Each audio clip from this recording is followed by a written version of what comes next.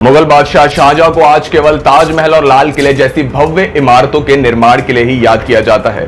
दुनिया के 7 अजूबों में से एक अजूबा हिंदुस्तान के शहर आगरा में स्थित है, जिसे आज सारी दुनिया मोहब्बत की मिसाल ताजमहल के नाम से जानती है।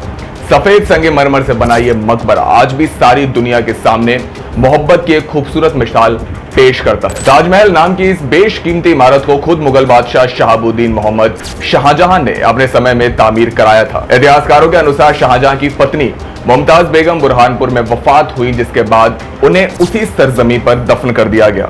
मगर जब ताजमहल बनकर तैयार हुआ तब उनके शव को ताजमहल में इस्लामिक रीति रिवाजों के मुताबिक दोबारा दफन किया गया था, जिसके बाद से ही आगरा मोहब्बत का एक खूबसूरत मरकज बन गया।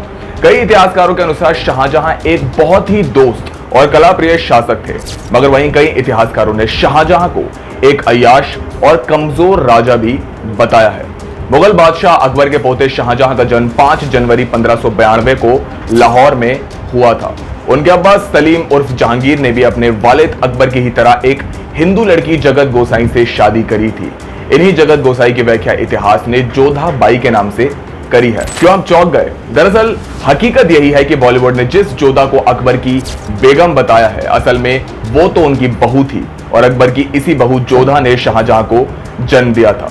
मगर इस सब के बाद अब सवाल यह उठता है कि आखिर कैसा था शाहजहां का मिजाज, कैसे बताया उन्होंने अपना जीवन। मुगल बादशाह शाहजहां से जुड़े कुछ अनजाने तथ्य जानेंगे सिर्फ और सिर्फ कथा पर।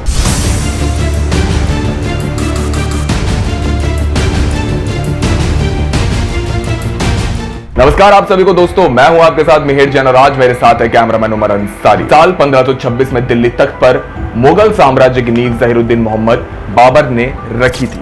बाबर की मौत के बाद गद्दी नशी होने का सिलसिला हुमायूं और अकबर से होता हुआ जहांगीर तक आ पहुंचा, जिन्हें मुगल घराने में सलीम कहकर पुकारा जाता था। सलीम की कई संतानों में ऐतिहासिक उल्लेख सबसे ज्यादा मिलता है खुसरो और खुर्रम का। आगे जाकर यही खुर्रम हिंदुस्तान के इतिहास में शाहजहां के नाम से मशहूर हुआ था। जिस समय अकबर दक्षिण भारत पर मुगलिया सल्तनत के विस्तार का ख्वाब देख रहा था, उसी वक्त उत्तर में यानी कि नॉर्थ इंडिया में सलीम ने अपने अब्बा के खिलाफ बगावत शुरू कर दी थी। सलीम की बगावत ने भले ही मुगल सल्तनत के 2 टुकड़े कर दिए हो, मगर इस उपद्रव का कोई परिणाम नहीं निकल सका। सलीम ने आत्मसमर्पण किया और एक बार फिर सल्तनत का हिस्सा बन गए। सालों बाद अकबर की मौत से जब सल्तनत मुगलिया के पांव डगमगाने लगे, तब अपने अब्बा की मौत के 1 हफ्ते बाद बृहस्पतिवार के रोज 24 अक्टूबर साल 1605 को सलीम गद्दी पर बैठे और उन्होंने जहांगीर की उपाधि ग्रहण करी। यही दस्तूर सालों साल तक आगे भी मुगल इतिहास में कायम रहा। मुगलिया तहजीब के अनुसार जब बच्चा 4 साल 4 महीने और 4 दिन का हो जाता था, जब उसका खतना कराकर उसकी तालीम शुरू कर दी जाती थी। अकबर भले ही पढ़े लिखे ना हो, मगर मुगलिया तारीख में दर्ज है कि बाबर समेत बहादुर शाह जफर उस सदी के अच्छे शायर हुआ करते थे। 12 साल की उम्र में खुर्रम की पढ़ाई की जिम्मेदारी मुल्ला कासिम बेग तबरेजी को दी गई थी। जिस समय खुर्रम मुगला कासिम के साथ अपनी तालीम मुकम्मल करने में लगे थे, उसी समय उनके बड़े भाई खुसरो ने भी अपने अब्बा की ही तरह हुकूमत के खिलाफ विद्रोह कर दिया था। बनारसी प्रसाद सक्सेना अपनी किताब मुगल सम्राट शाहजहां में लिखते हैं कि खुसरो की बगावत की सूचना पाकर जहांगीर के हृदय में एक ठेस लगी। एक राजकुमार का विद्रोह कोई मामूली बात नहीं थी। उसके राजनीतिक और पारिवारिक दोनों ही पहलू थे। जहांगीर को एक और ये चिंता सता रही थी, खुसरो कहीं भागकर ईरान या तुरान में शरण ना ले ले, क्योंकि अगर ऐसा होता तो यह सल्तनत मुगलिया के बहुत शर्म की बात थी। बादशाह जहांगीर ने अपनी आत्मकथा में लिखा है कि जब मैं खुसरो का पीछा करने के लिए चल पड़ा तो सुबह से दोपहर तक किसी को भी मुझे अफीम देने की सुध न रही। इस कारण मैं व्याकुल होने लगा, बेचारे खुसरो की क्या दशा होगी। दोस्तों, गौरतलब है कि बहुत से लोग ये बात नहीं जानते कि खुर्रम के बड़े भाई खुसरो अंधे थे, मगर जन्म से नहीं बल्कि उन्हें खुद उनके पिता जहांगीर उर्फ सलीम ने अंधा करवा दिया था। यह बात उस वक्त की है जब खुसरो ने अपने पिता जहांगीर की हत्या करने की साजिश रची। खुसरो की योजना थी कि जब बादशाह जहांगीर शिकार खेलने जाए तो वे लोग अचानक ही उन पर टूट पड़े और उन्हें मारकर खुसरो को गद्दी नशी कर दी जाए। खुसरो की योजना जरूर सफल हो जाती अगर भाग्य ने उनका साथ दिया होता। दरअसल हुआ कुछ यूं कि खुसरो के एक साथी को महसूस हुआ कि यह सब गलत है, इसलिए उसने शहजादे खुर्रम के दीवान ख्वाजा वाइस के पास जाकर सारे षड्यंत्र का भांडा फोड़ दिया। यह बात जब खुर्रम को पता चली तो वे दौड़ दौड़े अपने पिता के पास पहुंचे और उन्होंने हमलावरों के इस पूरे षड्यंत्र के बारे में बता दिया। इसके बाद तमाम मुख्य अपराधियों को पकड़कर उन्हें सजाएं दी गई और खुसरो को हमेशा हमेशा के लिए अंधा कर दिया गया, उनकी दोनों आंखें फोड़ दी गई। इस सब के बाद जहांगीर के खिलाफ हुई नाफरमानी और बगावती गतिविधियों के कारण खुसरो की रोशनी हमेशा हमेशा के लिए जरूर छीन ली गई, मगर खुसरो की यही बदकिस्मती खुर्रम के लिए कामयाबी साबित हुई। अकबर के राज में मुगल सल्तनत ने अपनी क्रूर और अनुशासित सेना के दम पर भले ही हिंदुस्तान के अधिकतर भूभाग को फतेह कर लिया हो, मगर उत्तर भारत में मुगलों से घिरा एक ऐसा राज्य भी था जिसने ना तो कभी मुगलों की सत्ता स्वीकार करी और ना ही वो मुगलों से कभी हारे, और वो राज्य था मेवाड़। मेवाड़ के महाराणा प्रताप ने अपने जीते जी कभी भी अकबर और मुगल सल्तनत के सामने अपना सिर नहीं झुकाया।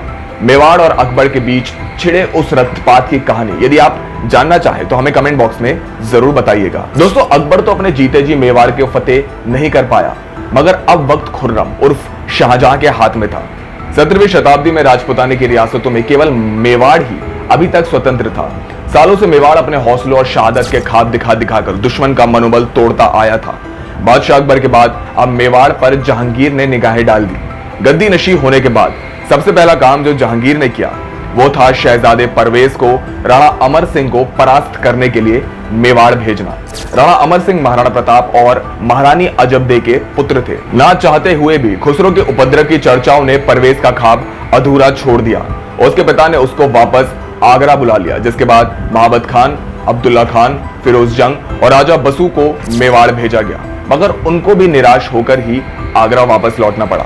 इस सब के बाद मेवाड़ के इस खतरनाक अभियान के लिए बादशाह जहांगीर ने चुनाव किया खुर्रम का। बनारसी प्रसाद सक्सेना के अनुसार खुर्रम मेवाड़ पर अपनी सफलता का इच्छुक था।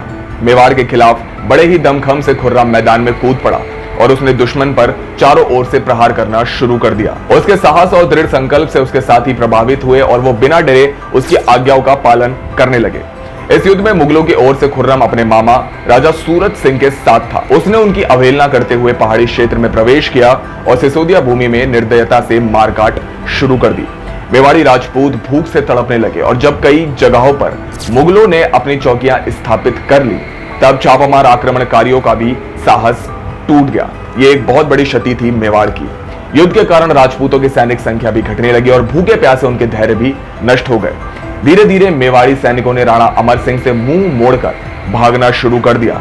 मजबूर होकर राणा अमर सिंह को संधि वार्ता करनी पड़ी, जिसके बाद अमर सिंह की शर्तों को मानकर मुगल सल्तनत ने सालों चले रक्तपात के बाद मेवाड़ को अपने अधीन कर लिया।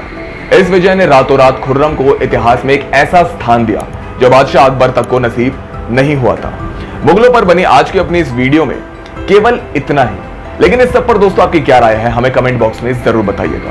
दोस्तों, वीडियो पसंद आई हो तो वीडियो को लाइक करें, शेयर करें, सब्सक्राइब करें और साथ ही बेल आइकन को भी जरूर दबाएं ताकि आपको हमारी तमाम वीडियोस की नोटिफिकेशन सबसे पहले मिल सके।